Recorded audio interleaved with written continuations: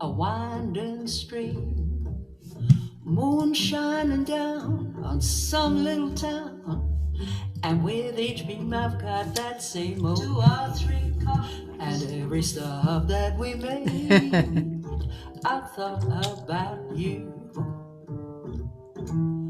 And when I pulled down the shade, well, I really felt blue. I peeped through the crack and looked at the track, the one going back to you. And what did I do? I thought about you. Oh, I took a trip on a train and I thought about you. I passed a shadowy lane and I thought about you. 2 or 3 cars under the stars, a winding stream, moon shining down on some little town, and with each beam the same old dream, and every stop that we made, ooh, I thought about you. And when I pulled down the shade, I really felt blue. I peeped through the crack, looked at that track, the one going back to you. And what did I do? I thought about you.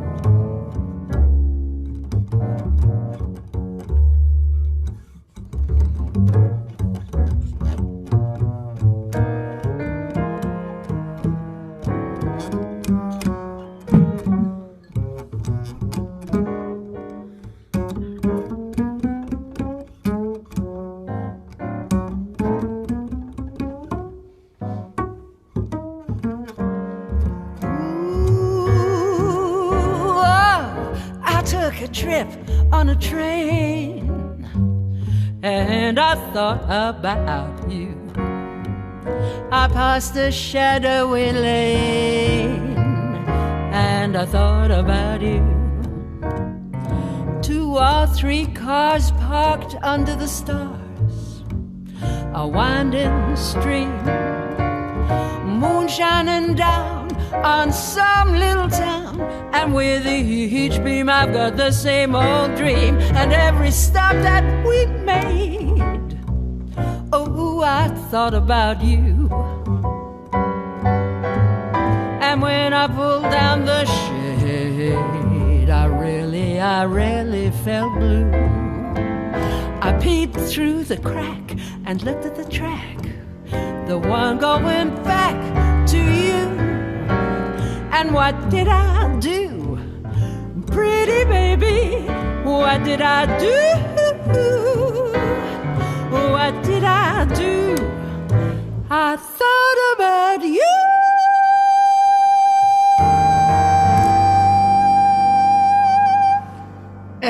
Yeah. That was nice. That was beautiful. Thank you, Cathy. Oh boy, well, I just had two marvelous musicians there with me as well, you know.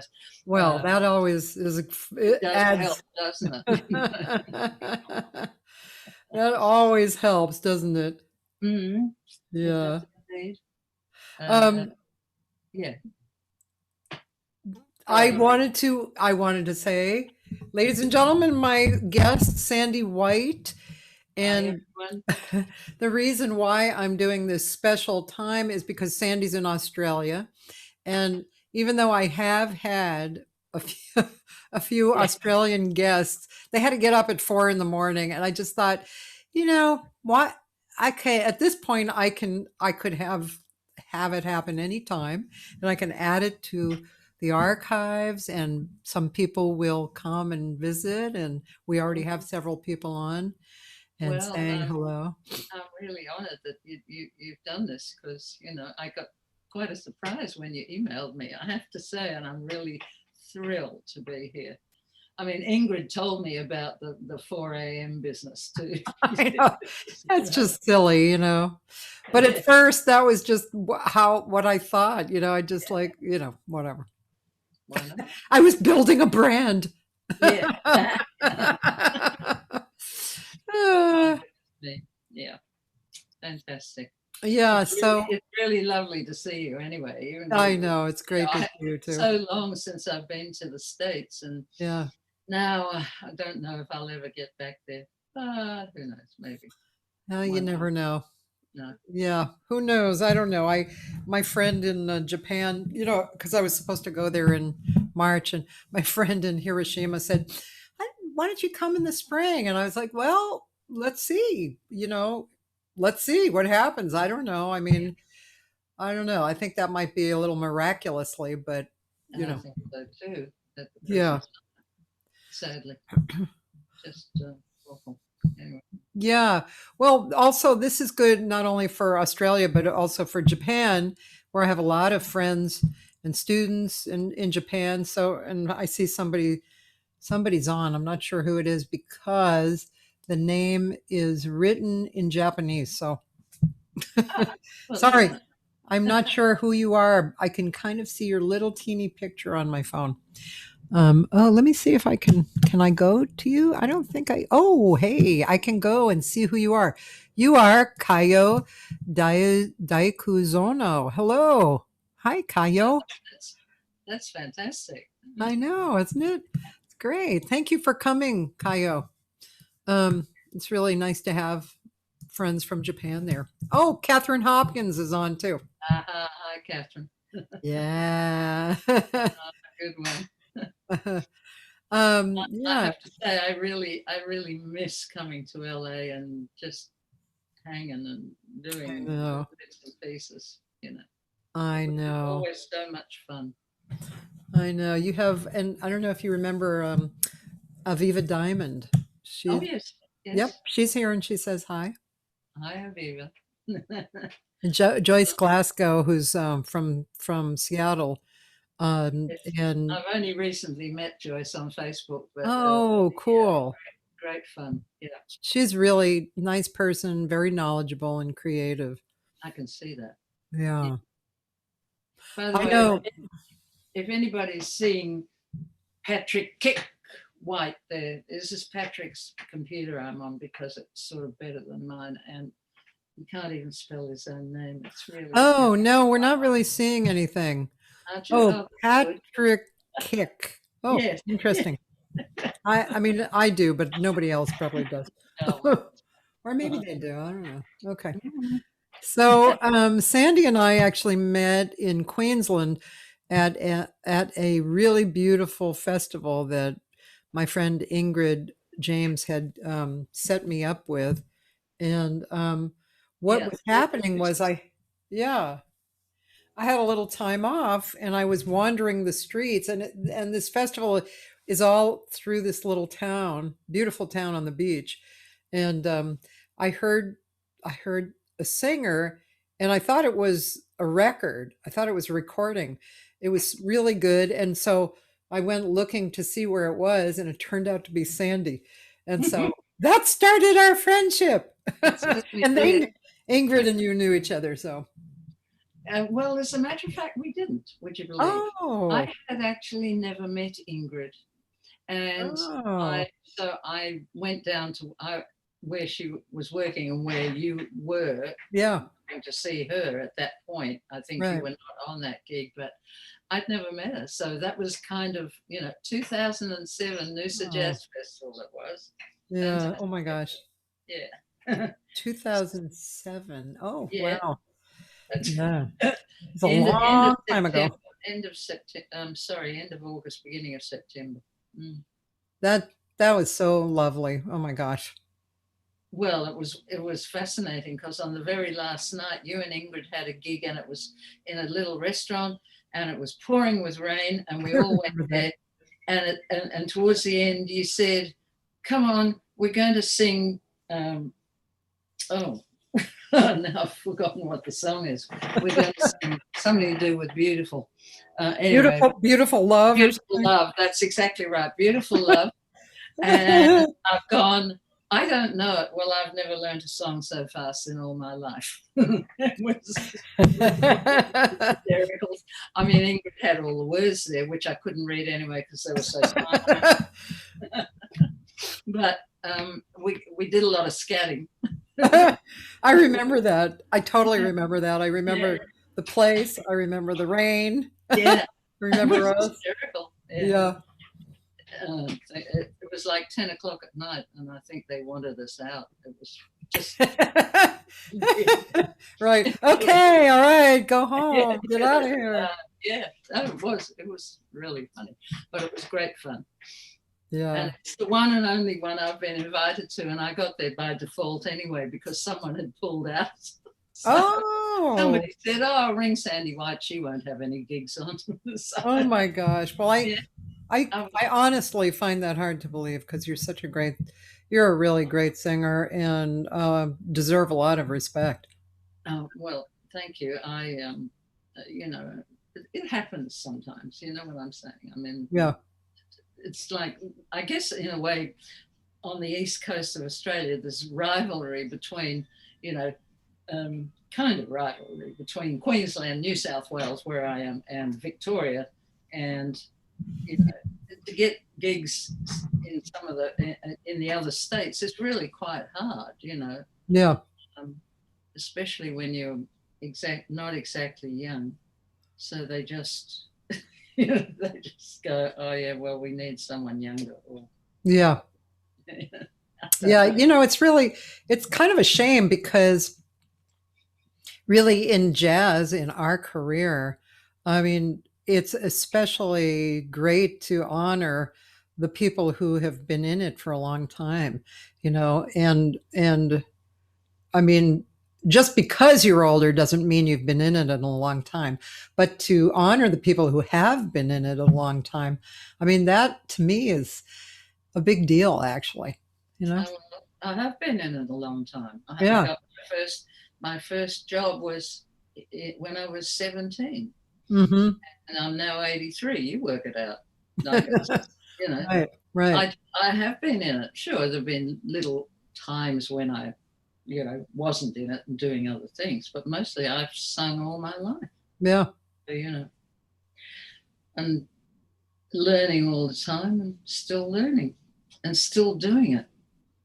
I'm not sure why sometimes, but that's kind of another section of the conversation. Yeah, right. Okay. Yeah, but I mean, well, or we can go there right now. But the thing is, yeah, I know exactly how that feels. So I also wonder about it. Actually, tonight I said to Gary, it's very cold here right now, and I have this gig coming up outside.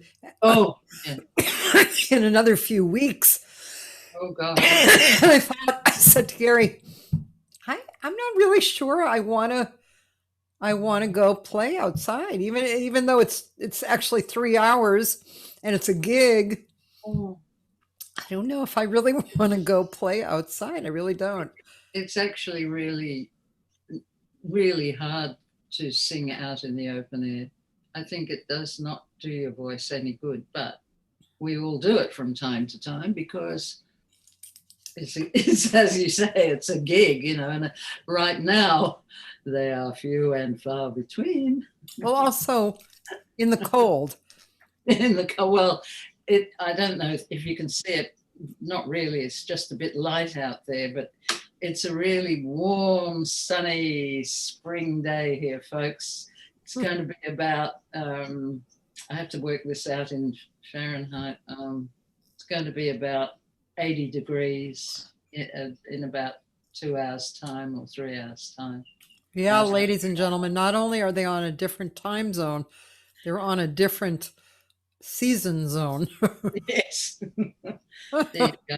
It's but it's gorgeous. We're so lucky sometimes, and we have got the rain as well, which after many years of drought is terrible. Yeah, God, you guys have had so much drought. Yeah, fire, floods. That's Dorothy McKellar wrote a poem, "Land of Sweeping Plains of Floods and Fire and Drought and rains." I'm awful. I don't really know it properly, but those lines in it about land is, it really sums it up in a nutshell.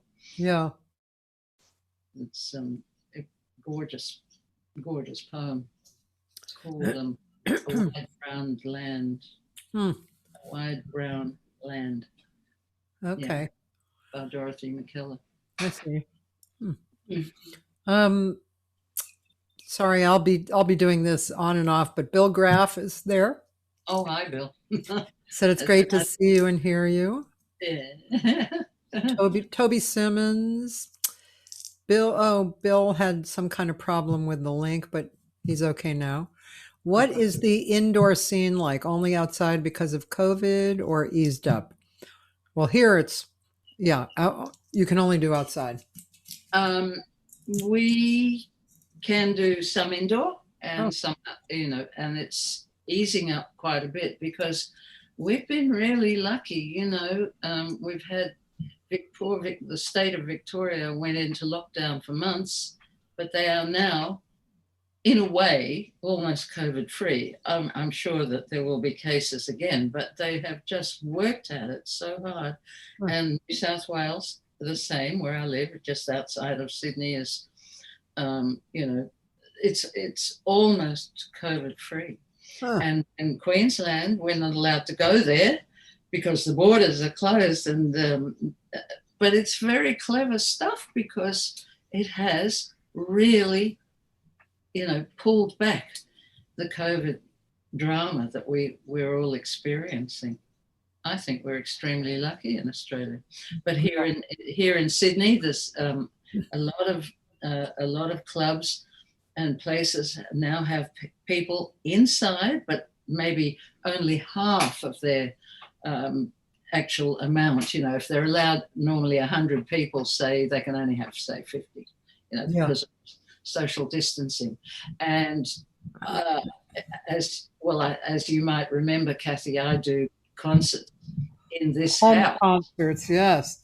And it isn't called the sardine can for nothing because I have had at some stage up to 85 people in the big room and sort of little places all around the outside of the big room and whatever. Well, at the moment we're only allowed 20 people in our house, so I've been doing a couple of streams and people have sat in their own living rooms and watched it, and just a few people in the room. It's been fun. Yeah, that's awesome. It is. It's sort of been great, but it really is very it's very sad, but it is gradually opening up a bit. And hopefully soon I'll be able to go up to Queensland and do the gig that I was supposed to do with Ingrid in July this year. We might get to do it in July next year or something. Who knows? Well, and I know Catherine Hopkins, who lives here in LA. She was there like last year, right? About this time or something? No, I think it was the year before. Really? Yeah, I think so. Well, we did a gig in the house together. Yeah. We did Beatles to Bacharach and back again. Beatles to Bacharach and back again. That's cute. Very cute, you guys. Well, it kind of stemmed out of her show that she did with Gary Brumberg. Yes, they did that Beatles show, and I said, "Oh, let's do a Beatles show." And then I thought we should do some Bacharach as well, just to make it interesting. Yeah, show the differences.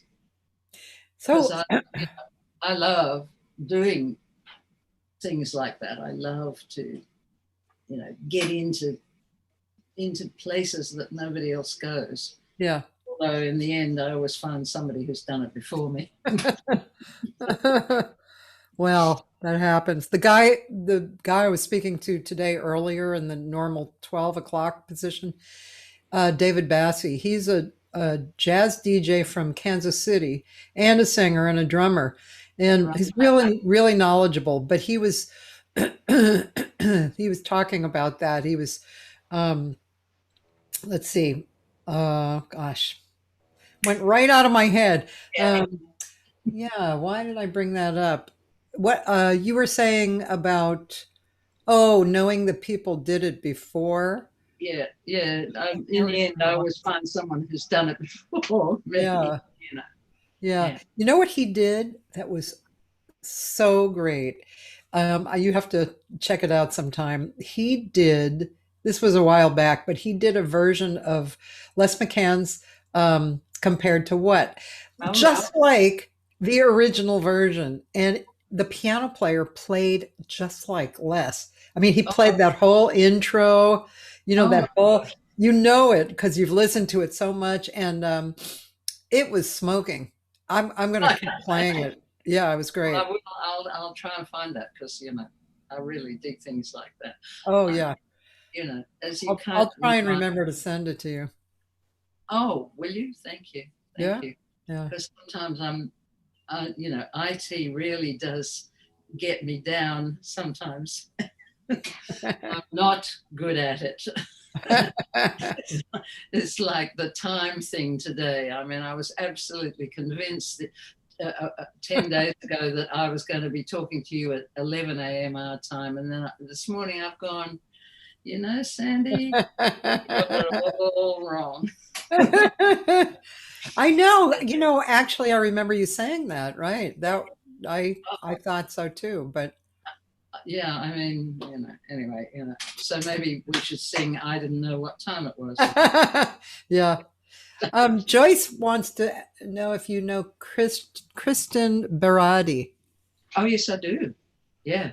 She listens to the pianist Dan Tepfer, and I guess Kristen was doing a live stream with Dan. Oh, really? Oh, right. Well, yeah, Kristen's an amazing singer. Huh. And, teaches and does all these things, as well. Fabulous singer. Yeah. Oh. Younger? Well, yeah, I mean, she's like half my age at least. Yeah. If not a bit younger, but she's, I first met her up at Magnetic Island at the great tropical jazz party that used to occur up there every year. I don't remember what year it was, but I was amazed at this wonderful voice and knowledge that, sort of all came out together. And she's very interesting and very, does things. I think she's just put out a whole CD, rather like Sheila Jordan did, with just bass, but using the Australian bassist Sam Anning, who I think lives most of the time in the USA at the moment. Mm-hmm. Yeah. So, you know, she's right into doing different things. Yeah, that's cool. Yeah. Well, you know, I was reading your bio, and it's it was so entertaining. Wow, you really did a lot of different things with a lot of different people in the beginning years, huh? Yep. And you know, I did, I suppose. I mean, I just most of the time got really lucky. But where did you grow up? Well, basically, I grew up, well, until I was 8 years old, just a bit under 8 years old, at the end of the Second World War, I was in Australia.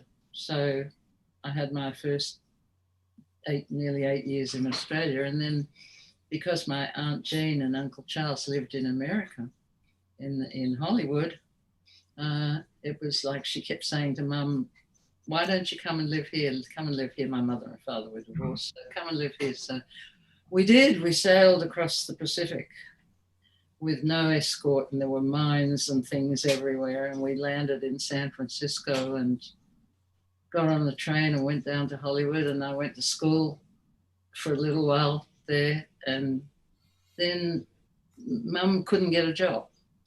And my mother had a very, very English voice. Huh. It was a beautiful voice. And she had done a lot of radio work here in Sydney on Radio 2UE.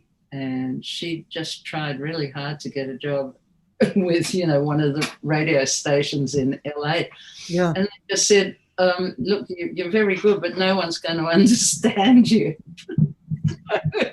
That was it, you know. So then Mum said, oh, I had this, I'm going to war-torn England. So we went to England. Oh. And I spent a little while, 5 years there, 4 years. And my mother remarried, and then we came back to Australia. So it's like you don't really want to hear about it. It's like backwards and forwards and back, you know. That's how it's been virtually all my life, going from one side of the world to the other, really. Yeah. By the way, Beverly Church Hogan is here and sends her love. Hi, Beverly. Yeah, and so was that in your bio? You had a bunch of really different things. Was that because of the travel, or not really, or was it? Well, yes, it was because of the travel, you know, yeah. Because I mean, I just didn't look, I was really lucky when I was 17. The person that gave me the job knew that I could sing. Yeah. Knew my mother, said, you know, would she like a job with the band? I'm looking for a singer. Yes. And Mum thought it was a joke, you know. And I said, it's not a joke. This is great. And it was like people just, I'd go somewhere and they'd say, oh, you know, I'll give you a job.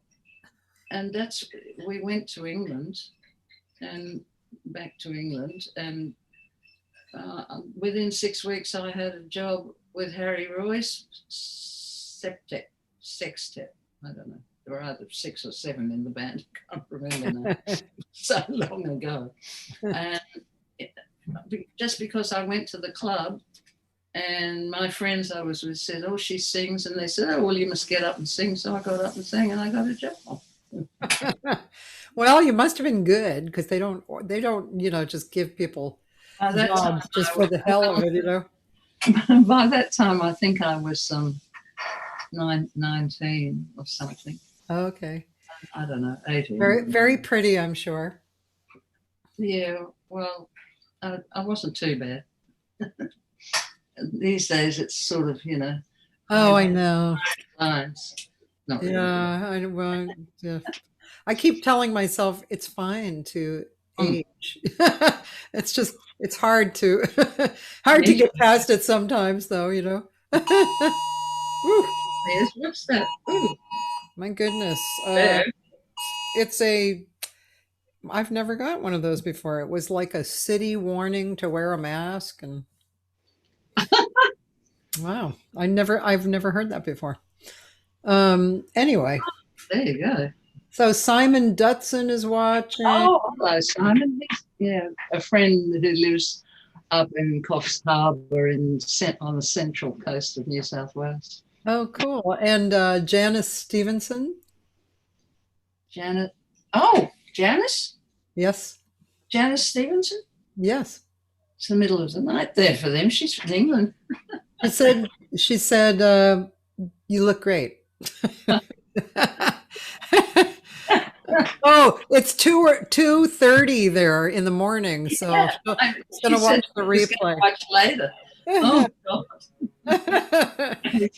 See, we're a world community. So, you could sing, but where did the love for jazz come? Well, like I said, Mum was on the radio here in Sydney during World War II. Yeah. And she had a gig which was like 1.5 hours in the middle of the day. Yeah. Where she played records and had to read out advertisements and things, and it was everybody was in the Pacific, on boats, and they could listen from the Pacific and whatever, the Americans and the Aussies, and so she she'd always loved jazz, but she was in fact a classical singer, classically trained singer, but she always loved jazz. So she played the big bands, and she played Ella Fitzgerald, and she played whoever, Carmen, perhaps not Carmen, but Dinah Shore and all sorts of people, and she certainly played Ella, and Fats Waller, and things like that. So it was all basically jazz. It was Great American Songbook and whatever. Yeah. And when I wasn't at kindergarten, I would listen to it, and I would just learn songs from the radio. And one of the things that I learned was that Old Black Magic, and people used to pay me sixpence to sing it, when I was about 5 years old. Oh my God. And I always had a love of jazz. I mean, all that, that music was always there, even though there was always classical as well, but jazz was always there. We had a load of 78s, and the gramophone that you wound up and all that. And that's where my love of jazz really came from. Yeah. But I was supposed to become an opera singer. It was, and one day somebody actually gave me an Ella Fitzgerald LP, and I went, I don't want to become an opera singer. And I'm now about 14, and this is, what I want to do. So, and I still have that LP. It's very battered, but I still have it. It was Ella Fitzgerald, Sweet and Hot. If anybody's got it, it's such a great Which one was it? Sweet and Hot. Yes. One side was all ballads. Oh. And the other side was all, swinging tunes. Oh, wow. Cool. It was really, really well done. That's cool. A great album. I don't know if I don't think we ever talked about this, but Ella was my first love of jazz. My dad, was a sax player, and so it was his record collection that I heard. It was Ella and Rosemary Clooney.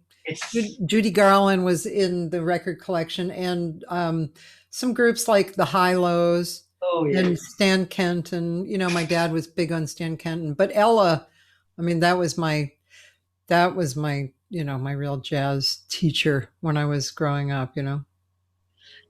Well, that's really interesting, because to a certain extent, even though that record and that, said to me, this is what you have to do, she was not really my jazz teacher. And it started more when I went to England, when I was 18 and got that gig with Harry Roy, and they said to me, all the guys in the band said, you know, who do you listen to? And I've gone, well, I have an Ella Fitzgerald record, you know. And the next night they've all come in with LPs of Carmen McRae, Sarah Vaughan, Peggy Lee, Mel Tormey, and said, take these home and listen.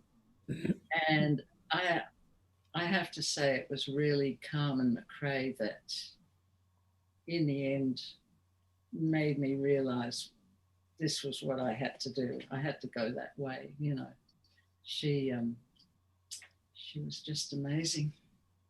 Absolutely amazing. Best phraser, probably. I mean, everybody has their own great stuff, but her phrasing is like the queen. I kept saying to myself, the breath control. How does she do that? You know.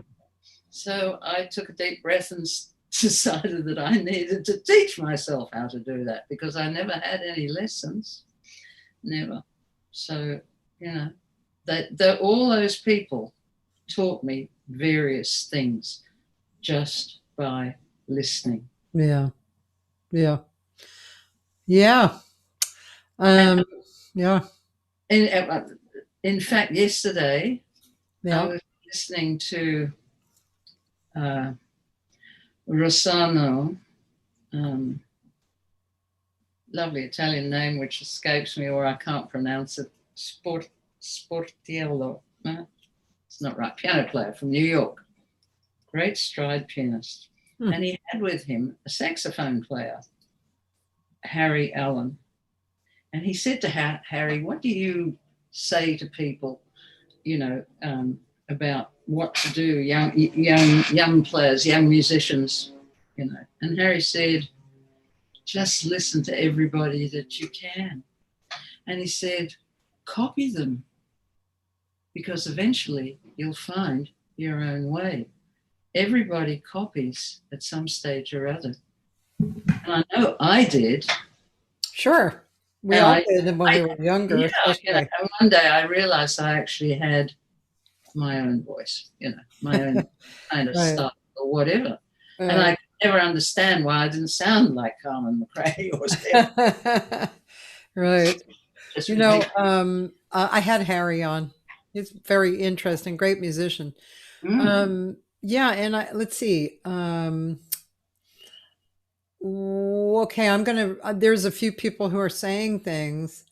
I think you already answered Bill Graff, because he was asking about your first singing experiences.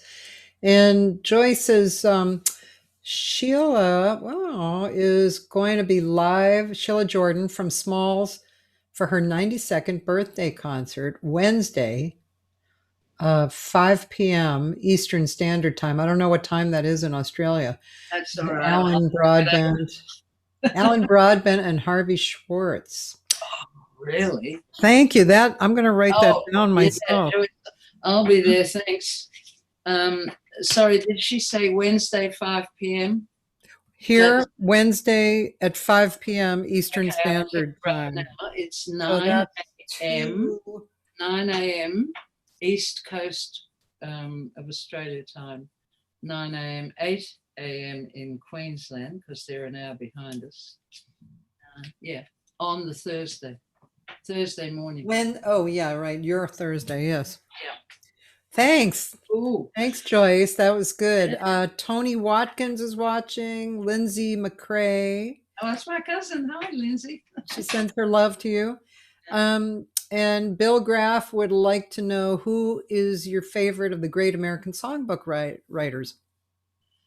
Oh, Bill, that's a question without notice, isn't it? Well, God, it's hard to say. I think I really can't go past Rodgers and Hart. I really think I'm with you. However, I do love Arlen and Mercer. Perhaps, Rodgers and Hart, Arlen and Mercer. After that, and I do love Harry Warren. Oh, Harry Warren is really great. You know, so many great tunes. And of course, since listening to Mike Greensill since since lockdown, since COVID, Yeah. just he's reminded me of so many wonderful songs. Yeah. Any that I have never heard. Yeah. And lots that I haven't heard for yonks, I mean, they just, he keeps throwing them up and I go, oh yes, God, I forgot about that, have to relearn that one or whatever, but yeah. Pinky Winters listens to him every day too. Yes, I know. Yeah. Yeah. We say hi to each other on the thing. You guys should have a hang. Yeah. We should. Pinky, I'm lucky that I have seen Pinky about 3 times in LA during that period when I was coming to see my aunt all the time. So really good, and got to meet her a couple of times. And she's I have almost every CD that she's done anyway. She's so good. Yeah, she's so good. Yeah. And bloody tastic, as we would say. Just really great. Yeah. We did this one concert together with I created this concert that had about 14 singers in it. And she sang, I can't remember now. We talked about it before because I had her on the show and we talked about it. I can't remember. It was a song you don't normally hear as a ballad, and with the word "nice" in it. Anyway, her daughter and I were weeping because she just sang the crap out of that song. Sorry, what was the word in it? Nice. It's something like, it wasn't nice and easy. It was nice. And it wasn't nice work if you can get it. I can't remember the song. I'll have to go back and ask her. It was just so beautiful, just like, oh my God. Wow. Nice to come home to? Nope. Nope. Narelle Clark says you rock.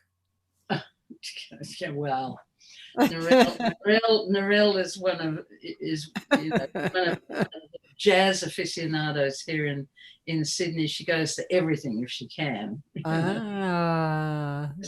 you, Narelle. And Bill Graff said he wants to know if you saw any. Did you see any of the great singers when you were living in Hollywood, when you were young? I was only 8 years old, Bill. No. Oh, no. Sorry, Bill. She has returned for visiting, and Yes, I have returned. No, I didn't, but I was lucky enough. I have seen Ella, and I have seen Carmen, and I have seen Sarah.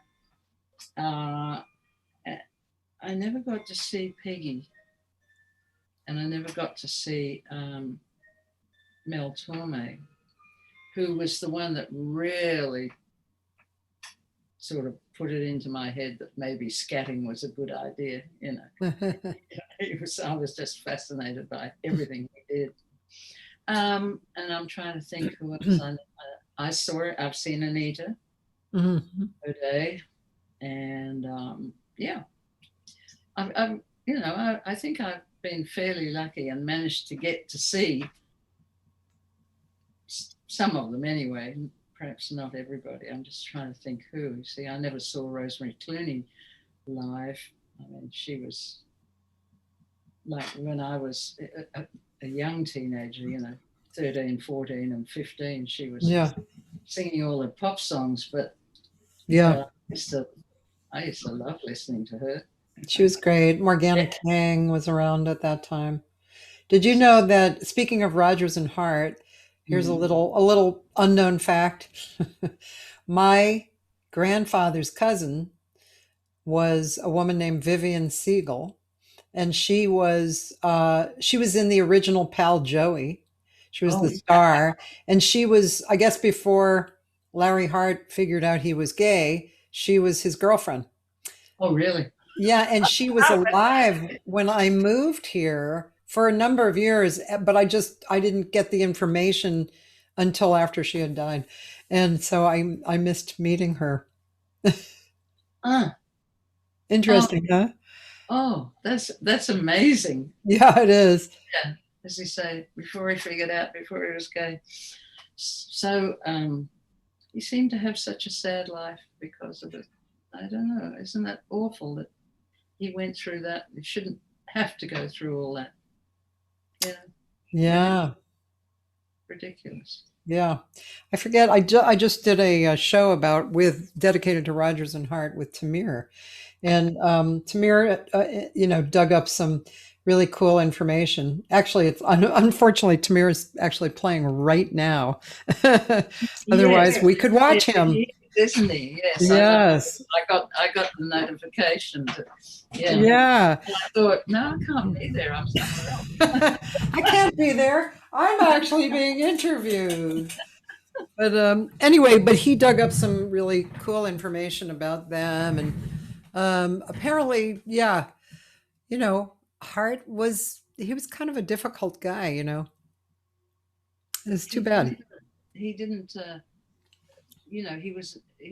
When as I understand it, Richard Rodgers had, written a song, and he's waiting for Hart to write the lyrics, and he'd be off somewhere drinking, or he wouldn't be around, and just the whole thing was really, really sad.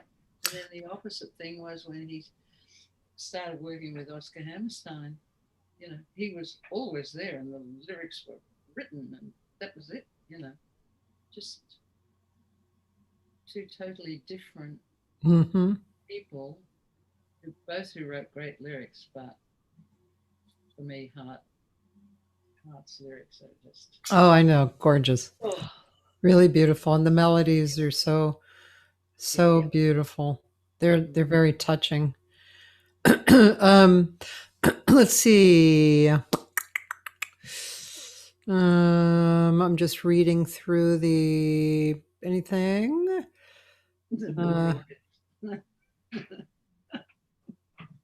I guess, I don't know, Bill and Janice says, do they watch the Greensills too, Mike? I see.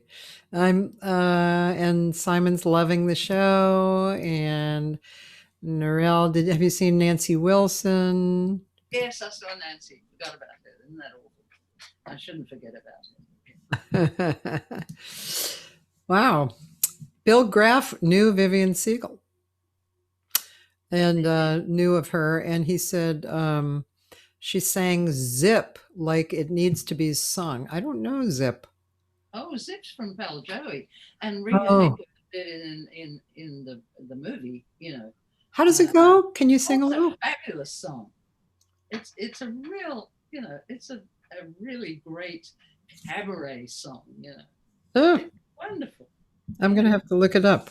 Yeah, it's brilliant. Yeah. And Hart was tortured by the prejudice which he was subject to, but he created great art. Yeah, such a tragedy.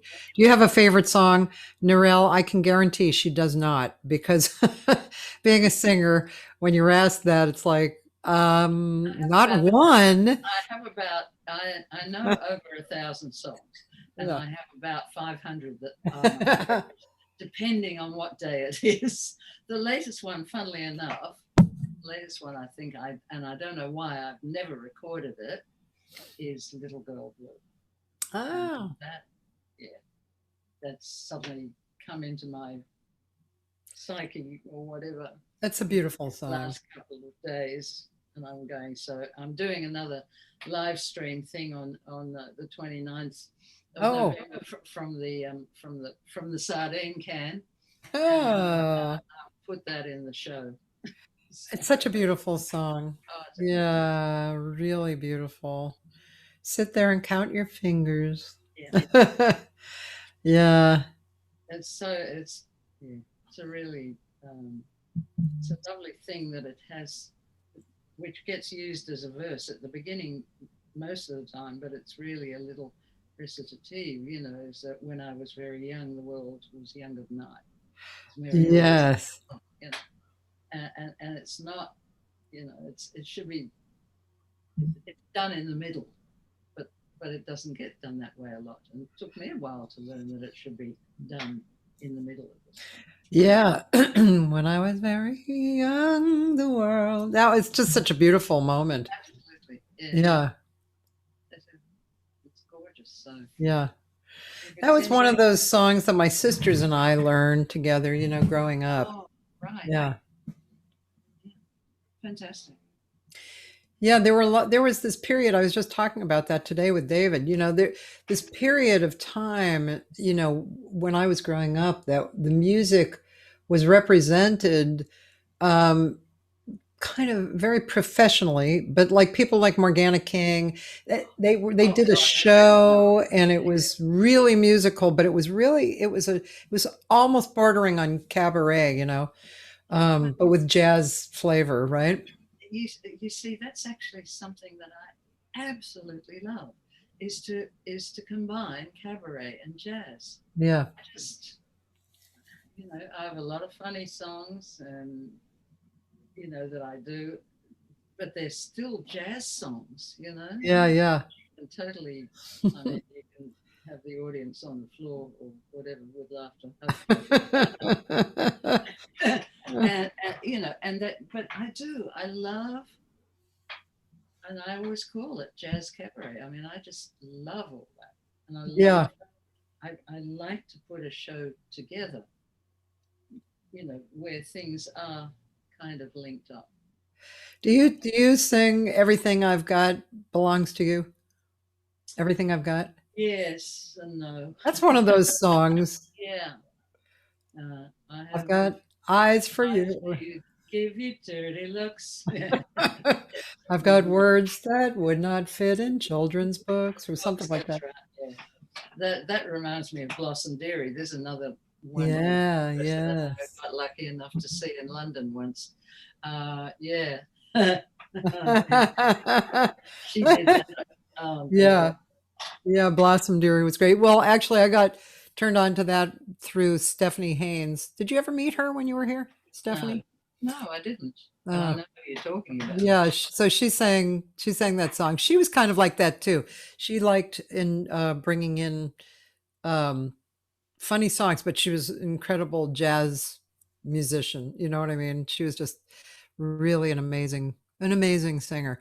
But that one, and also the one that Nancy King sang on one of my favorite records, which is this tribute to Hammerstein, Rodgers and Hammerstein, and which is a song I never heard of before. Everybody's got a house but me. Oh.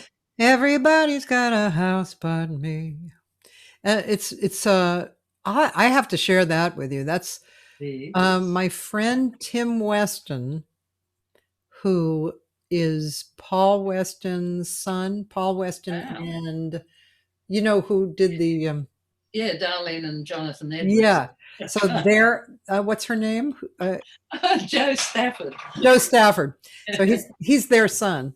Oh, right. And he did a few projects with orchestra, and he did this Rodgers and Hammerstein tribute with different artists and arrangers on every song. Yeah. And Nancy King did it with Van Dyke Parks. And actually, it was supposed to be a rock singer, but the rock singer couldn't cut it, so they got Nancy, which was amazing. And then Nan Schwartz, who's another friend of mine here, who's a very revered arranger, she did a version for Mark Murphy of This Nearly Was Mine. Oh my God. Wow. Well, of course, Mark and I first met Mark in 1981 or 2 when he came to Australia for the first time. And we became great friends. And he even did a concert here in the Sardine Can in, it would have been the late 90s, I think. Yeah.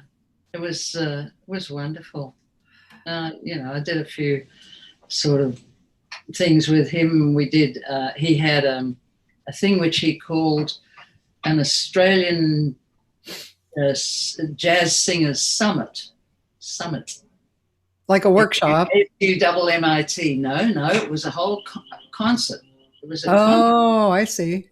And there were 6 jazz singers and a band, Ah, five or six piece band, and it was on for 2 nights at a now defunct nightclub in Sydney, but it was absolutely fantastic. It was, and I was lucky enough to be one of the singers, and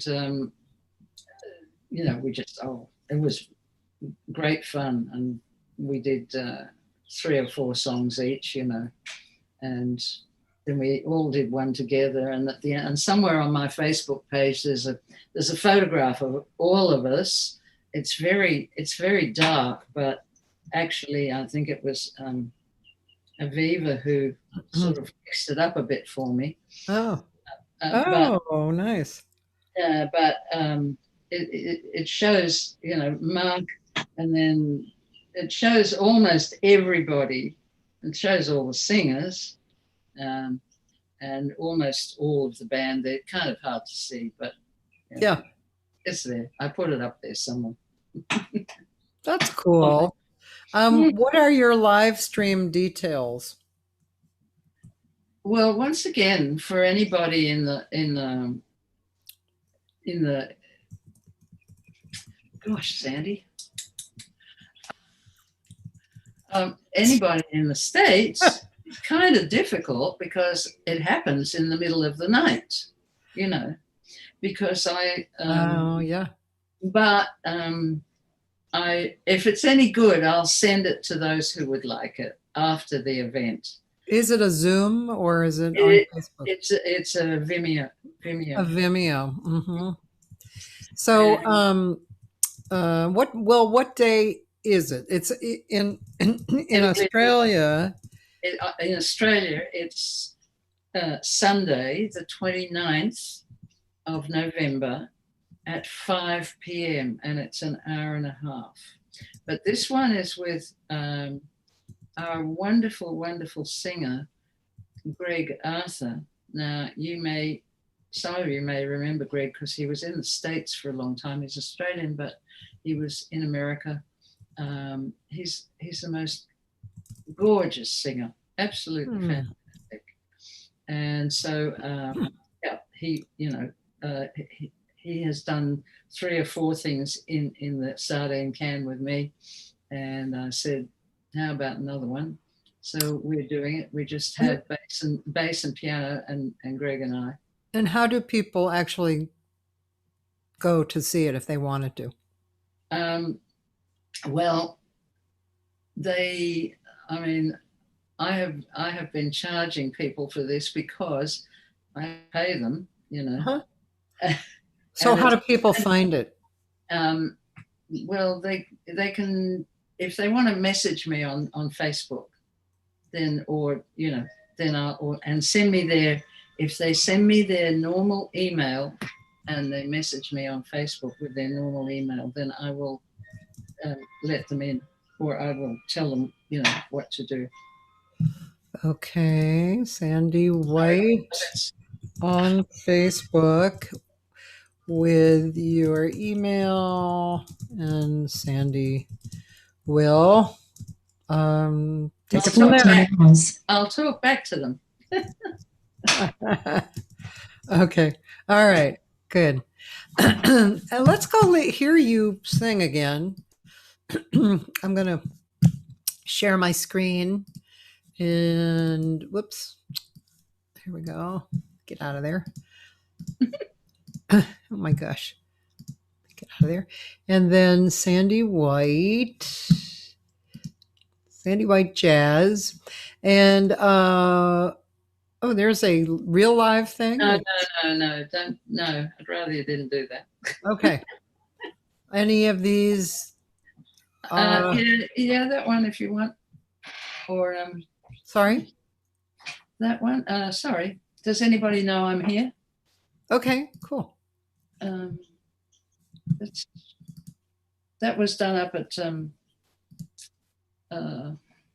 Martin. It was done where? It was done up at Magnetic Island, great tropical jazz party. Oh, good. Yeah. Okay, here's Sandie singing. I don't think she needs any help. She just, it happens, you know. And actually, one of her songs, I can't remember the name of it, isn't that awful? But I have sung it myself. Was recorded by Emma Pask, and on one of her CDs. So she's not just a one-off thing, but this is Norma Martin's song entitled "Does Anybody Know I'm Here?"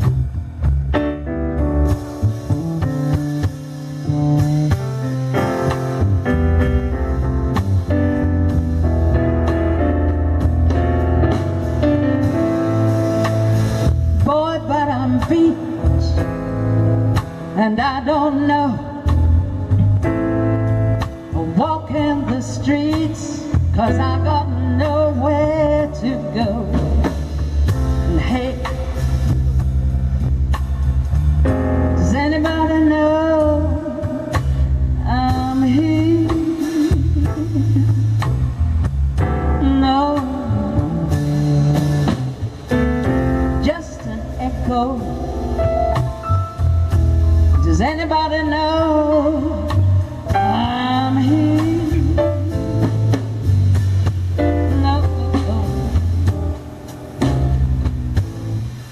You know the story. Frustration grows for some kind of glory, throwing rocks through windows. And hey, does anybody know I'm here? No, just an echo. Does anybody know I'm here? No, I'm one of the scenes, and you know what it means. And there ain't a single friend in sight. I've made some mistakes, but that's all it takes. And it's wrong, yes it's wrong, yes it's wrong. Sure don't feel right. I must get some sleep. I do believe I'll retire. I'd love to fall in a heap by a warm and friendly fire. And hey, hey, does anybody know I'm here? No, only an echo. Does anybody know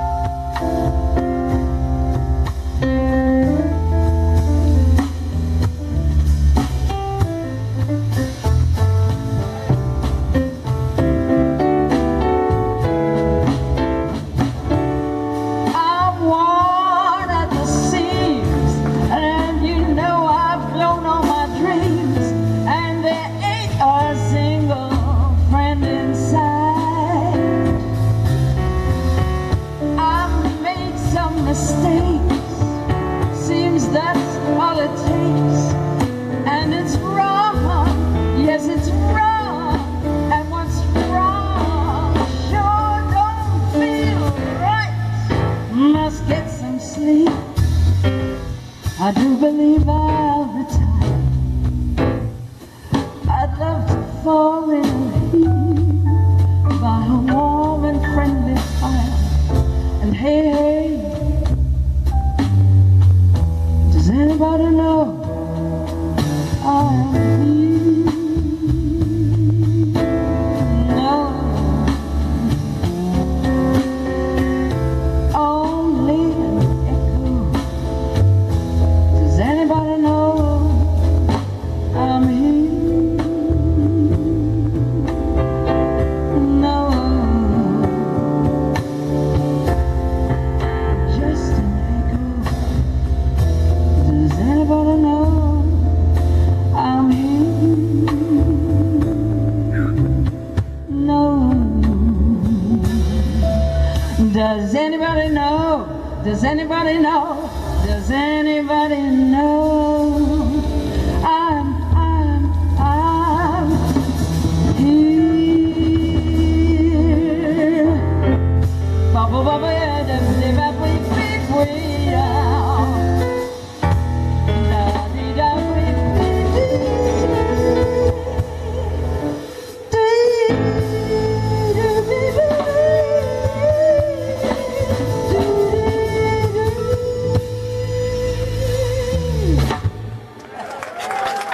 Thank you. Thank you very much. It's a good song. And that, thank you. No more. Wow, what a great crowd too. Yeah, well, that looked like social distancing, actually. It was a great crowd. It was actually, I ended up doing 90 minutes there because, I don't know, someone hadn't turned up and Oh, they did, most of them stayed. So it was kind of late in the afternoon, like it was getting towards, drinking time and eating time. All that. that was a really cool song. You sang it great, and the band was playing great. That was really The cool. piano player, Steve Newcomb, and the bass player, Owen Newcomb, they're brothers. Oh, And Lockie Hawkins on the drums. Just a great little trio. they played that so well. I mean, it was a great song, and you sang it great, but also they just made it sound really. It was good. It was great. I like how the space they used, especially, Absolutely. Yeah. Absolutely. No, it is a wonderful song. Unfortunately, Norma, Norma Martin, who wrote the song, is no longer with us. She was a fine singer. Oh, And really, and she's written a lot of good songs. Quite difficult songs, I might add. really? But really good songs. Yeah. But it was fun. Although I don't know whether the picture was all right for everyone else. It wasn't great here. It was like it was lagging or something. I don't know. Oh, for me it wasn't like. No, good, all right. But who knows? I mean, it's a miracle we're speaking right now in relatively real time. Absolutely. Relatively real. I like that. Relatively real time. Well, isn't it? Should be a song like that. Callie O'Brien says hello. Hi, Callie. Good to know you're there. And Lindsay McCrae said those magnetic concerts were magical. Yeah, well, they were. I did about 5 of them. They stopped about 3 years ago now. Really sad, but they were absolutely fantastic concerts. Once a year, we'd all, well, I didn't get there every time. Ingrid did, I think, but I didn't. And they were just great, You'd go up there for maybe 5 days, accommodation, and play and sing and just generally party. It was great stuff. Oh, I love moments like that. Yeah. Karen Patton says hello from Chicago. Hi, Karen. Chicago, Chicago, that total. You know, if you ever, whatever, get back over to the States, January in New York, there's a thing called the Jazz Congress, which is a party for 4 days or 3 days or something. But anyway, it's a party. I'm not sure I fancy January in New York. I've been there once in January. I near froze to death. It was actually, for some reason, not bad. It wasn't like January in Toronto. That was, I'll never do that again. That was too much. But yeah. Sadly, I've never been to Canada. One country I have not been to. Well, there's a few I haven't been to, but that's one I would always want to go to and never somehow got there. Yeah. Really. Well, don't go in January to Toronto. No. Have you, Noel asked if you've recorded that song? No. The answer, Noel, is no, I haven't. I don't know. It's a bit late for recordings now, I think. You know, I've done 6 or 7 CDs, but it's a bit late. You think so? Hmm? You think so? Yeah, you know. I don't know. It's kind of hard because not singing properly over this year, Yeah. you know, it makes it pretty hard. The breathing business is it's not good.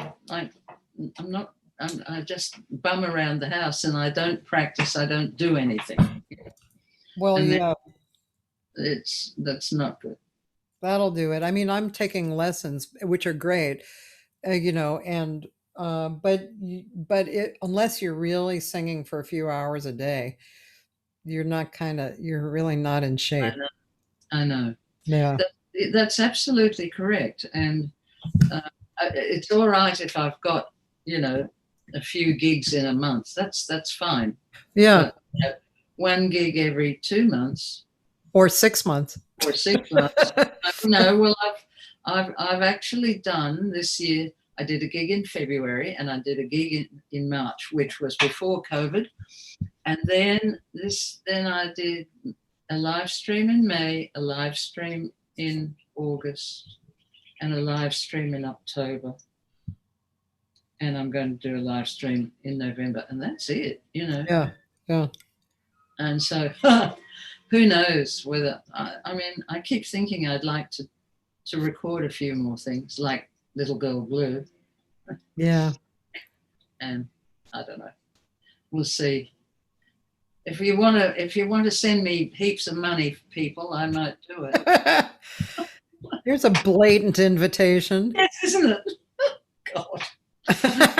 Oh no, I can't. You know, I might think. I have been thinking about it actually. It might be kind of fun to do some more. Sure, why not? Yeah, but yeah, I mean, you know, I don't know what your viewpoint is on making recordings, but you know, it's just I mean, there are these little moments of time, right? And there are these projects that you put your heart and soul into in this moment of time, and then you're finished, you know, and you move on. And again, going back to one of the first questions we posed tonight was or today was why are we doing this? Why indeed? Because we love it. I would just fall in a heap if I couldn't go on singing. I'm quite sure of that.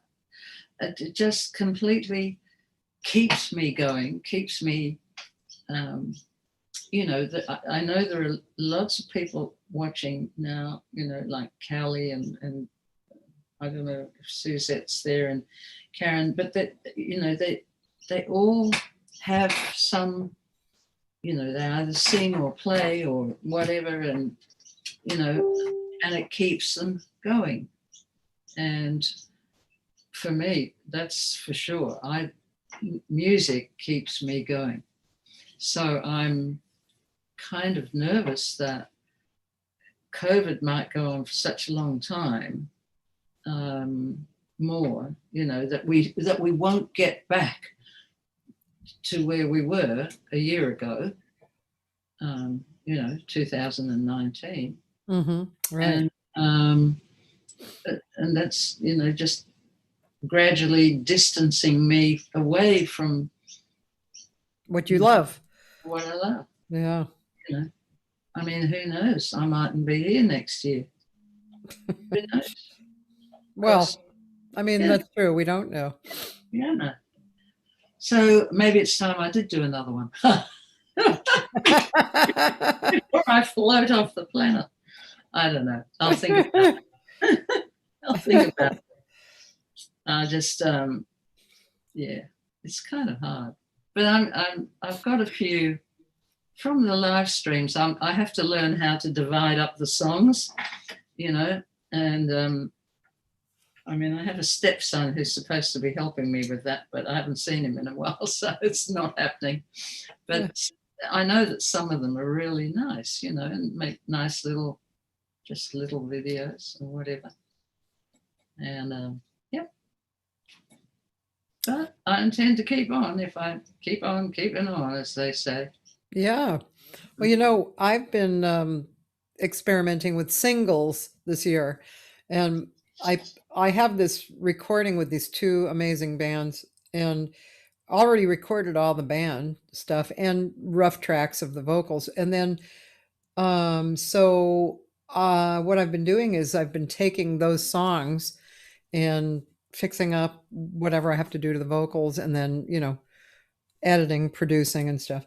And then I've been making movies. So the first one I did an iMovie. I actually did it, and it was for it was a remake of Marvin Gaye's "Make Me Want to Holler." You know that tune? All right. Yeah. And I really enjoyed making the movie. The second one, well, there's two more that are ready to come out. As a matter of fact, anybody listening is probably seeing some PR. We're doing this like 2-week PR program. So a different picture of me every day, and I have a guy working on that. And so today or yesterday it said 14 days. And then there was a picture of me, and you know, so it keeps going down. So I have two projects like that, and one of the movies my social media guy made, and I supplied him with the pictures, and then we were kind of fine-tuned it. And then the other movie I made, that's actually the one that's coming out next. But I'm enjoying it because, first of all, the subject matter of these songs in particular, I really feel are important to come out now. Yeah. And that's really what's driving me. I mean, it's cool that I'm playing around with doing a single in a business kind of a way, but more than that, it is this artistic feeling like I have to create this and put it out. You know, it's pretty cool. Well, I'm absolutely flabbergasted. I mean, I just couldn't do anything like that in a million years. So, you know. Well, I mean, but you have, like, it's like you record the project, and then you eke it out in singles, and you make, I mean, iMovie is pretty easy. And so or you can get somebody. So my stepson keeps telling me. He says it's really easy. It is pretty easy. Yeah, I'm such a dummy when it comes to anything IT. Honestly, I can't hardly use a telephone, let alone. Well, you know what? You can always, there are these organizations that you can find people who do things, and they're very inexpensive. You actually tell them how much you want to pay, and then you hire people who actually do it, who are sitting around and they need a little work, and you can actually do it that way as well.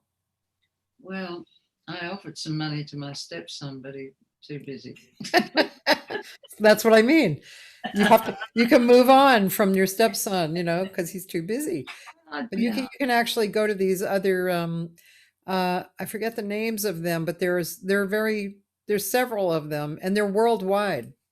They, you know, like, well, like you said to me the other day, I have to tell you this, folks. Cathy said, "Don't you have a website, Sandie?" I said, "What for? You know, it's not really."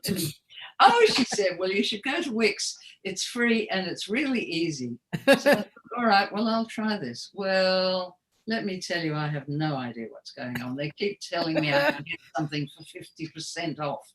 And I really have no idea what I've done. So I just, no, I don't have a website. I'm telling you, I just don't understand the language at all. Well, it can be challenging, I have to say. It can be very challenging. Yeah. But there are things that are a little easier. Wix is a little easier if you really confront it and, read carefully and stuff. And iMovie really is not that hard. But the thing is, even my computer people go online and find tutorials, Yes. Yeah. So again, that's the key. That of course is the other thing. You see, I forget that I can go online and actually look something up. Yeah. Still, after all these years, I still, have a problem actually doing that. I like how she said that. Doing that.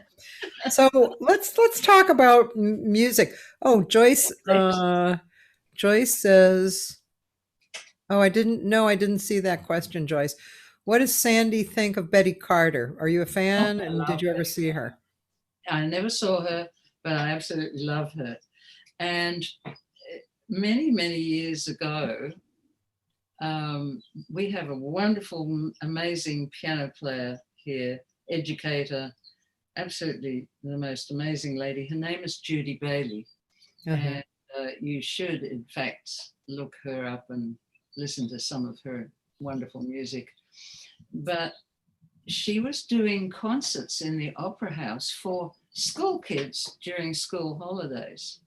And she asked me, would I be in one of them? And would I sing 2 songs? Or actually, there were 3. The third one I'll talk about later. But the 2 songs were, or would I do something of these 2 people? And one was Carmen McRae, and the other was Betty Carter.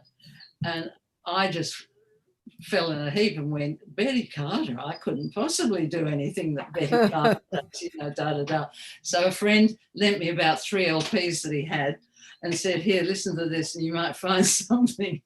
So I did find something. And would you believe the song was I Didn't Know What Time It Was. Oh, wow. Yeah, like today. And,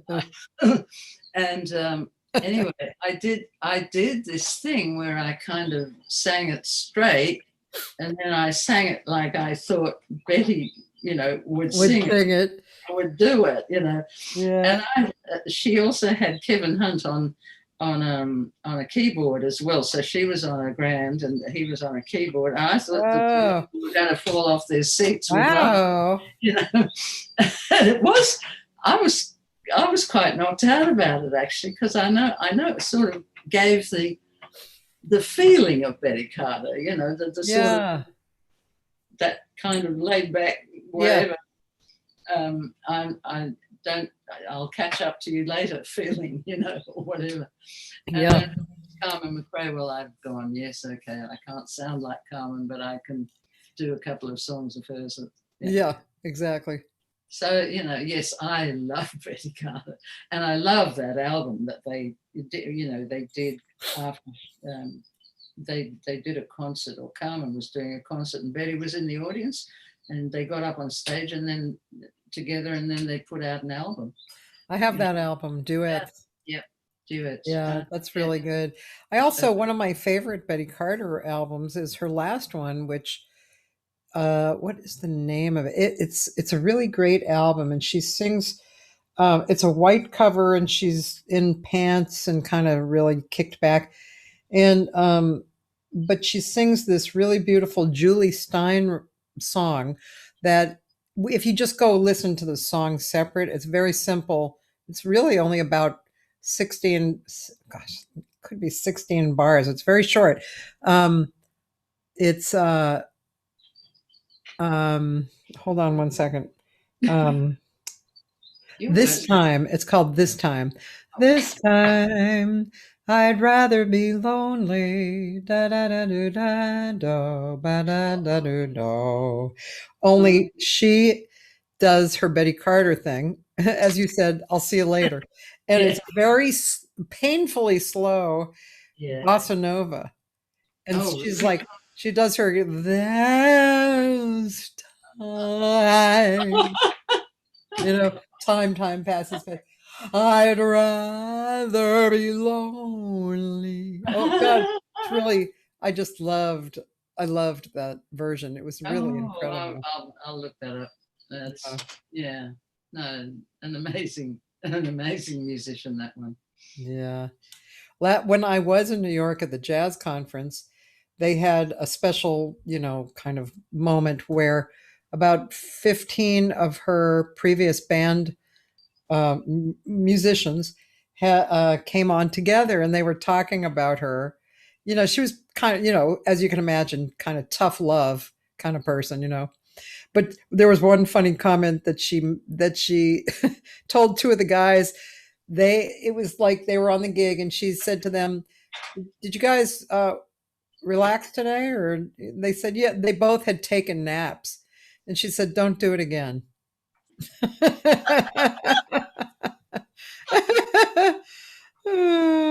Oh gosh. Yeah. Hey, guess who's on? Who? Mike Greensill. Oh, hi, Mike. How fabulous. Oh, good on you. You're supposed to be working on your book, Mike, or having a rest or something. We were talking about you, Mike, and also Judy Barrett is here. She said hi. Yes. And Pinky Winters. Oh, hi, Pinky. How lovely. Except I can't see you. And she said she's sending love. Oh, good. Well, we're having a good time. I am, anyway. I've got my bottle of wine. It's not. It's water. I promise. It's okay. Well, I mean, it is a little early for you, but never too early, darling. It's never too early. But I have reduced my intake from about 40 glasses a day to 2. So. That's good. Yeah. Actually, it's funny. The people who hang out with me know that I really don't drink it. I used to drink when I was younger, but I haven't drunk for years. But I've been actually drinking wine, which is really unusual for me. and not even getting drunk. Wow. It's just like, I don't know, man. I mean, I shouldn't really drink at all either, but I like my couple of glasses at night. Yeah. I really do. And so now I just have a really big glass, and I put half wine in it, and then I put about 5 ice blocks in it. Oh, that's barely drinking. That's right. But I feel like I am. You're making me want to get a glass of wine, really. Oh, yeah, right. Okay. I might have to do that. Sometimes when I feel really tired, my body feels tired tonight. And, these days when it doesn't really matter what I'm doing, but these days I try and I do a little exercise every morning. And, but the days get real filled up, and I get really tired in the evening. And I'm like, really? I'm tired. I'm so tired. It's 7:30 here. Yes, I know. But and the thing is that you have already done a 2-hour show with Dave. Dave. But honestly, Sandie, even if I don't. If I don't, because I fill up the day with things, and also my kitchen is getting redone, Yes, I can't wait to see the pics. Oh boy, yeah. It's getting closer. I'd say in 2 weeks it's going to be really exciting. In 3 weeks, like almost finished, really. Oh, good. Yeah. So I think I'm going to put on some music, and I'm going to go get a glass of wine while the music is playing. Oh, that's not fair. Yeah, go. Yes, okay. Music. Okay, so I'm going to go find you again. And I really loved this one. That was great. So. oh God, not, is there not? I hate all those things. What happened to the ones I sent you? Oh, did you send me? I sent you some with Mark Isaacs. Oh, there's Aretha. Now we're moving into Aretha. Yeah. Let me go see what you. Excuse me. My cough. There's the one. There's the one down. Oh, now you've lost me. I'm reading your emails from. Oh yeah, don't worry about that. I'm just looking. I'm looking. I think I know. I don't think I. Well, no. Did you send me some? Yeah, I did, but I don't know. Maybe it didn't work out or something. Right at the top of the list, and I know it's not live, but it's one of my favorite things. Right here, I told you so. Yes. Orpheus. Right. All right.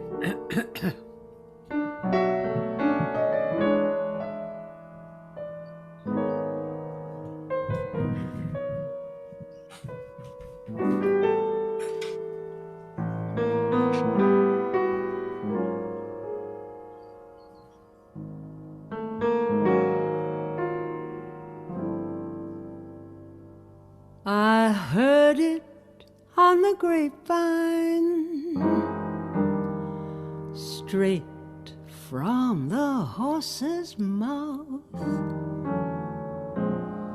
They're saying on the grapevine that he's heading north. You're going south. I hate to say it, but I told you so before the curtain fell. I told you so. I've known for a long time it couldn't last. Now you're just a memory in his long and distant past. How can you tell someone who's starry-eyed her Dr. Jekyll's really Mr. Hyde? I know I've seen it all before.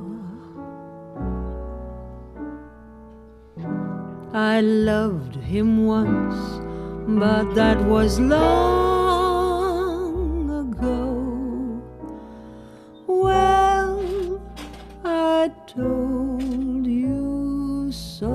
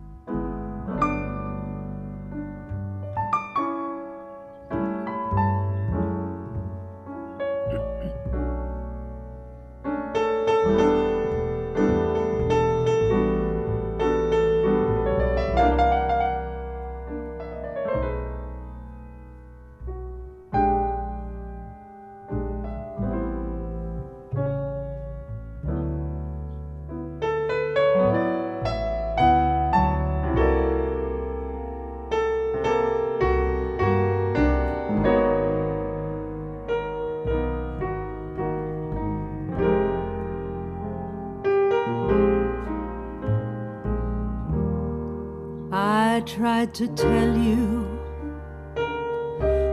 tried to let you know. I hoped I shouldn't say I told you so. He's losing interest. You feel a bore. Then one day you wake in time to hear a closing door. How can you tell someone who's mystified? Love into champagne's really cyanide.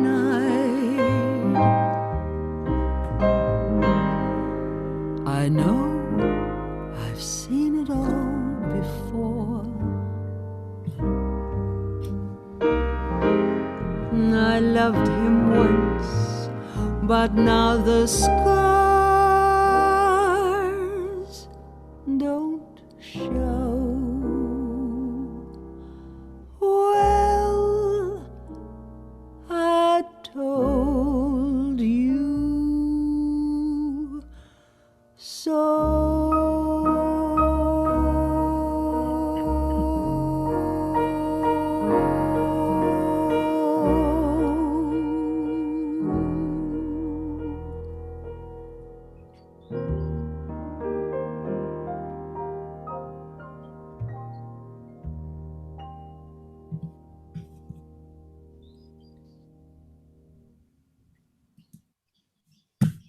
Very beautiful. It it is one of the most beautiful songs ever written by Duncan Lamont. Duncan Lamont. Yeah. I know that because Pinky Winters said that. But I mean, I did, of course, Duncan Lamont was pretty well known, you know, in an underground type of way. Absolutely. And the thing is that I first met Duncan in 1957 in England. And I mean, you know, just casually in a way, because I was joining a band that he had worked for the big band, but the big band broke up, and anyway, a little band was formed, and I got the job as the singer.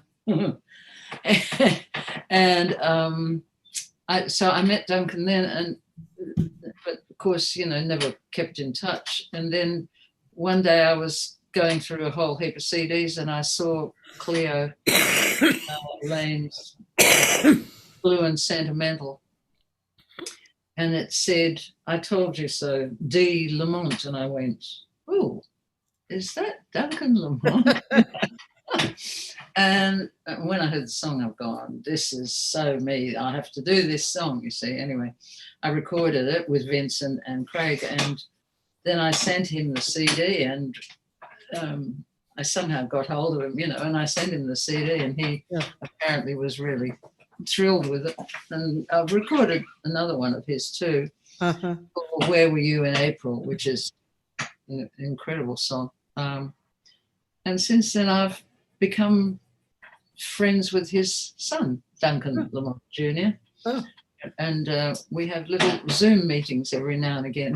Oh, how nice. Yeah, it's great. It's lovely, you know. There was some singer here who used to sing Duncan Lamont. I'm trying to remember.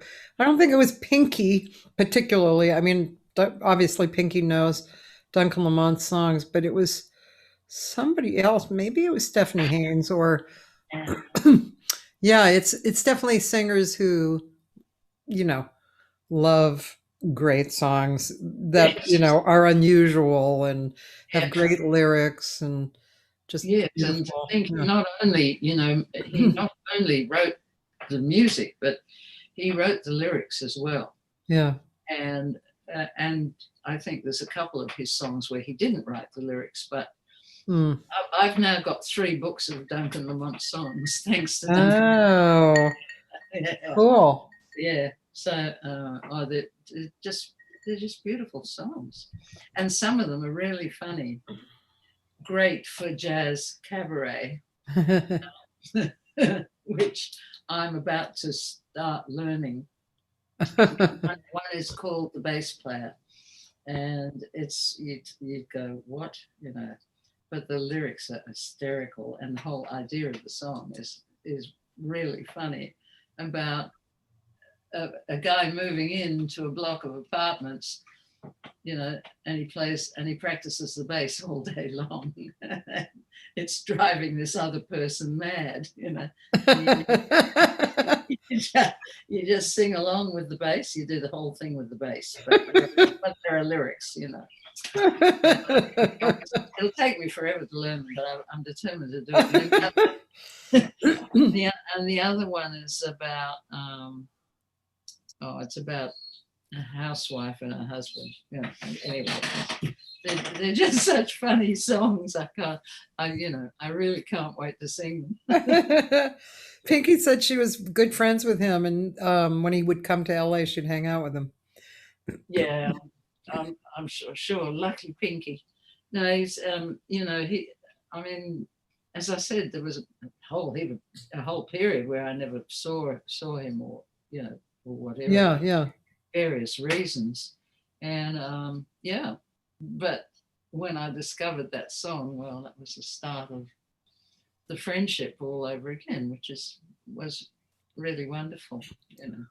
It's interesting, isn't it? Like why you're drawn to a song. Like right now, I have the hots for Jobim's Luisa, and I'm actually learning it in Portuguese, which is, you know, it's definitely challenging for me. You know, I have sung in Portuguese, but it's not easy. Firstly, I don't know that song, so I have to look it up. But oh God, it's gorgeous. secondly, I have given up trying to learn to sing in Portuguese. I sing in Spanish and I sing in French, but I cannot get the sounds of the Portuguese. So, you know, it's like, forget it. Well, English lyrics will have to I was like that early on. I just, you know, a lot of people were getting into Brazilian music, and I just said, I'm just not going there. I just don't feel you know, I like the music, but, and then I don't know, in the last few years, I've been drawn more and more. I did record a few that were really beautiful. I recorded a song called Velho Piano, which is, it's, you know, the Brazilians write great, like the Spaniards, really. It's like, you know, they always talk about the good and the bad, the bitter and the sweet, right, in the same song. So this song is about love, and how it's so beautiful and wonderful and passionate, and then it becomes like an old piano sitting in the corner and not being played. Wow. Really beautiful song, and I invited Kate McGarry to sing it with me, so we sang it, and it was really beautiful, and it was a very you know, she and I have a lot of connection, and we scattered together at the end, and we had playfulness. It was really a fun experience. So since then, I haven't learned another one, and that was a few years ago. So Louisa is about a woman who Jobim, you know, as he's writing, he has this incredible passion and desire for, and you know, there's a lot of heartbreak, but gorgeousness, and the harmony and the intervals. I really like songs with intervals, you know, and it's just it's a beautiful song. Yes, actually this song, The Bass Player, that I was talking about, it has a few big intervals. That's going to be challenging. Believe it or not. Yeah, it's just, but who, like I said, who knows why you're attracted to a song? It's just, it kind of pulls at you, right? Well, I mean, often I look at the lyrics before I even discover what the tune's about, you know. And if I like the lyrics, then I've got to go further. You know? So, but also, of course, the same time, I hear a gorgeous melody and I go, wow, where did that come from? Yes. Right. Investigate that, Now, by the way, Mhm. yes, of course, Narelle. Yeah. Another is called The Lies of Handsome Men. Yes. That's a great song. Oh my God. Well, I am actually, if I'm still alive in March next year, I'm doing a kind of a jazz cabaret in the house with a friend of mine, Bridget Barden-Rennie, who is Australian but lives in England, except she came out here last year and is still here because of COVID. Fortunately, she and her husband own a place in South Australia, so in Adelaide. So she's still here. And we are doing a show, and it's called, it's going to be called, yes, what is it going to be called? Some clever name. Oh no, it's a song that was written by Bill Harding Armstrong, and Ray Charles recorded it, and help me somebody, never mind, it doesn't matter. But the thing is, it's basically about women writers. It's about women songwriters, both music and lyrics. And The Lies of Handsome Men is one of those because it was written by a woman. Oh. Yes, and I can't think of her Christian name, but her surname is Blumenthal. Oh. Now, how can I remember that? And I can't remember a simple Christian name. But anyway, No. It is. So Narelle, I have learnt it. I'm not doing it until then. So Great song, right? Oh, it's fantastic. Yeah. It's a fabulous song. Yeah. Just really interesting. Yeah, I have to write myself a note. I want to go here. I want to go find that song sung by somebody. The Lies. I'm just trying. Oh, well, Cleo does it, of course, Lane, and she does a great job. Also, Pinky also said that Lou Levy, her. Yes. Yep. Yeah, her guy also loved Duncan as a sax player and stayed with him in London, and they jammed like mad. I can imagine. He was a wonderful sax player. Actually, in a few years back, I did a gig in Hazelmere in Surrey, because I happened to be in England, and it was not long after I had recorded his song. And so when I went over there, I rang him up and I said, I'm doing this gig, Oh, he said, I'll come. So he brought his saxophone and sat in with me for virtually the whole of the gig. And on piano was Brian D., who's a wonderful English piano player.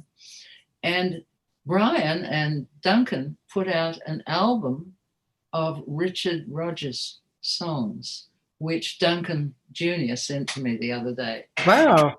It's like, it's just everything, like Brian and Brian and Duncan. I mean, I knew they obviously knew each other, but I didn't realize that they worked together so much, Wow. Yeah.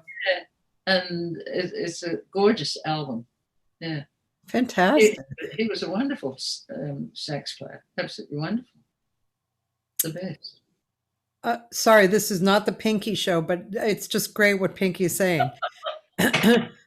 She said, I have the most wonderful photo of me and Lou in the elevator to the top of the Eiffel Tower, and Duncan is witness to Lou and me having a sweet kiss. Oh. That must be such a great memory to have. Oh my God. Memories are wonderful. Oh yeah. In August of 1958, I went to Paris for a holiday. I was working for the American forces in Germany and I wanted a break. And I went to Paris, and it was August is not the time to go to Paris. There's nobody there, and it's stinking hot. It's really, anyway. So I went up into the Eiffel Tower, got into the elevator and fainted. I fainted. Oh my God. Carrying me down. I don't remember what happened. But But anyway, it was just so far, so good for a memory of in the Paris. end, I never got to the top, but I did get up halfway, well, to the first or the second, lookout. God. Wow. It was really hot, but that was wonderful. That's where I got to sing with Zoot Sims. Oh God, he was Yeah. a great player. Oh, he sure was. I walked in there with the owner of another club, and the bass player on the stand was a Canadian that I had known in London, and his name is Lloyd. And for the life of me, I've been thinking for 2 years now, what the devil was his surname? Because he was a good bass player anyway. He was playing with Zoot, and Art Tailleur was on drums. I can't remember who the piano player was, but because he had his back to me the whole time, in those clubs they had upright pianos with dreadful pianos they were, and you never saw a piano player's face, you just saw his back. And Lloyd introduced me and he said, oh, have a sing, so I sang 3 songs or something, and he said, look, I have to go to Wiesbaden tomorrow for the weekend because I'm doing a recording. He said, you can sit in for me. So I got paid. Oh God. For this gig. Talk about lucky. You said you were lucky. That's what I'm saying. I just kept getting things, I kept getting gigs. I don't know, it never occurred to me that I had to work. Yeah. People just kept saying, oh, yeah, I've got a gig for you. Or, if I did something like that, I believe in sitting in because you never know what happens, I know. And I love to sit in. It makes me work and think about, because you don't know the musicians, or when I say you don't know, you've not actually maybe worked with them before, Yeah. And anyway, that's what used to happen to me. I just used to sit in and get gigs. There you go. That was how it was. That was great. Yeah, it was. It was lovely. Yeah. What was David Armram says he got a scholarship in hanging out. Yeah, he was the French horn player for all the bebop guys. All right. Oh, And wow.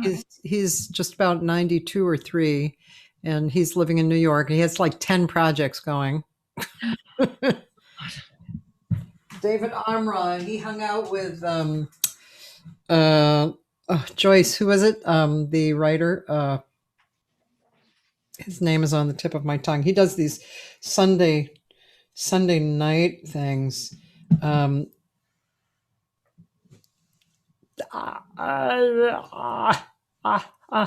It's right there. He's like a beat poet guy, like the big guy. Hangoutology. Yeah. Joyce, who is that guy?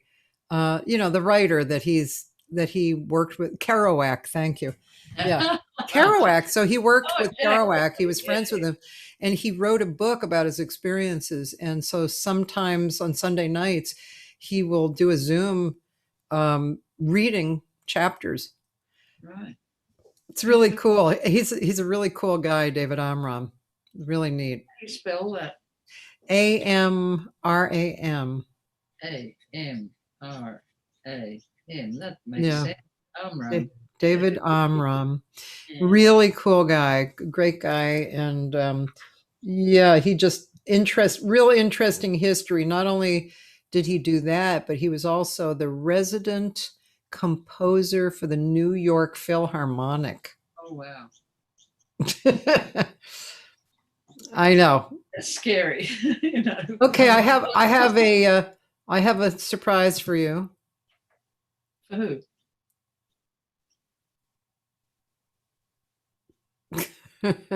Can't quite see your face. You have to move your face down.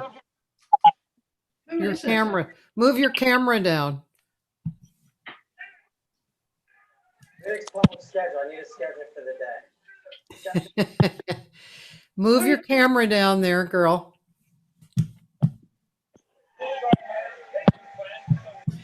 Okay, let's see. Hello.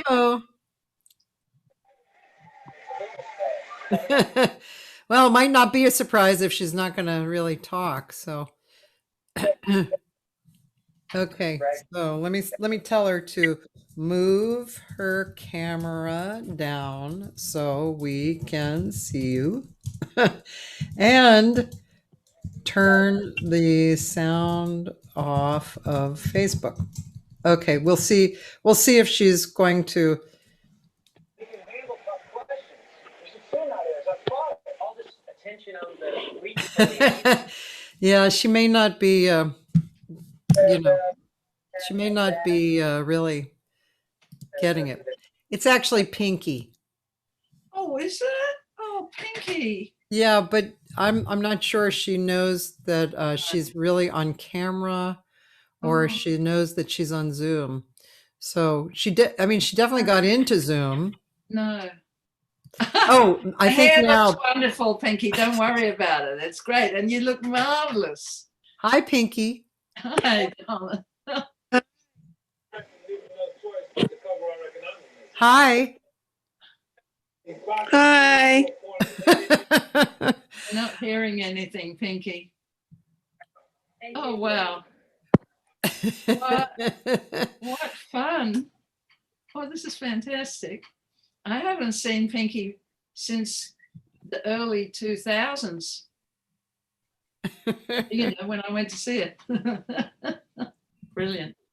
Pinky, you can actually talk. Maybe. Yeah, No, there's she probably can't. I some. don't think she can hear you. Yeah, there's some kind of technological sideways. At least she knows she's on camera, obviously. Yeah, she does. But yeah. Anyway, well, I love Pinky Winters too. I just thought it might be fun to get her involved, but it takes a little more effort to get all the video and the sound together. Well, you know what trouble we had. I was panicking this morning or this afternoon. I really was, because I'm so hopeless at this, you know. Well, you're not. It worked fine. Well, of course, Patrick helped you, right? Well, Patrick had to do something. Yes, I don't know what he did. Anyway, it did work. Well, you did. Oh, sing us a song, Pinky. Hi, Pinky. I don't. It's 15 hours. Yeah. You can talk. Talk. Yes. Blah, blah, blah. Happy talk, keep talking, happy talk. Happy talk. Oh, I don't want to do that. Well, it's been 2 hours. I don't want to take up any more of your time, but apparently Pinky's not going to talk. No. So she's just smiling, which is nice. Yeah, But lovely. anyway. That is lovely. I just cannot thank you enough, Cathy, for inviting me to do this. It's been so much fun, and it's just lovely to know that some of my American friends who I only know through Facebook, I haven't had a drink, folks. No, Facebook. I am drinking. and through Mike Greensill, because that's how I've met a lot of them, you know, and it's just really, really great to know that they're there, even if they weren't there for the whole time, because, you know, after a while, oh, what's she talking about, you know? But no, seriously, it's been absolutely wonderful. Can't thank you enough, and so enjoyed the hang. I enjoyed it too. It's just great, and thanks for coming on. And you're actually my first guest I've had other than from 12 to 2, which is really nice. And it's just nice to be able to speak to you for a long time, see you, hear you sing, you know, connect with you. I'm glad you're safe, and I'm glad you're singing, you know. Yes, I'm glad we're all safe. So far, we are, most of us. And, Yeah. you know, we have the green sillies, as we call ourselves, have one friend who sadly has contracted COVID Oh, in England, Stafford. So he's in hospital, poor guy. But oh. we, you know, he gets to listen, but he's wearing the wrong sort of mask now at the moment, which is sad. Yeah. But this has been just great. If you see that photo there Yeah. in the back, that's my mum when she was about 23. Maybe a little older. I'm not sure. I can Yeah. see the dress looks great. The dress was by Worth, who was a Paris designer many years ago. Yeah. Huh. And so she's been watching and listening. Nice. And so is Patrick. Hi, Patrick. Hi. He's been watching and listening, and yeah. So now he's going to put in an appearance. Hey, Patrick. He's the roadie, folks. There's a roadie in the business. Good eye. Good day. Oh, no, she keeps disappearing. Oh, well, anyway, thank you, darling. And Thank you. Love and hugs to you and Gary and Thank you. anyone else I know over there. It's just been too much fun. It's been great. Thank you. Thank you so much for being here. Yeah. And I'm still having a bunch of people on, Monday through Wednesday now. Yep. And so come back tomorrow. I have Larry Livingston, who is, I don't know how old Larry is. I'm guessing around 90. And Really? he's a very world-renowned conductor and composer of classical music, but he's really into improvisation too. Yeah. And I'm positively young then, aren't I? Oh yeah, he was the dean of music, I guess, at UCLA, and right. he's a very beautiful speaker and beautiful.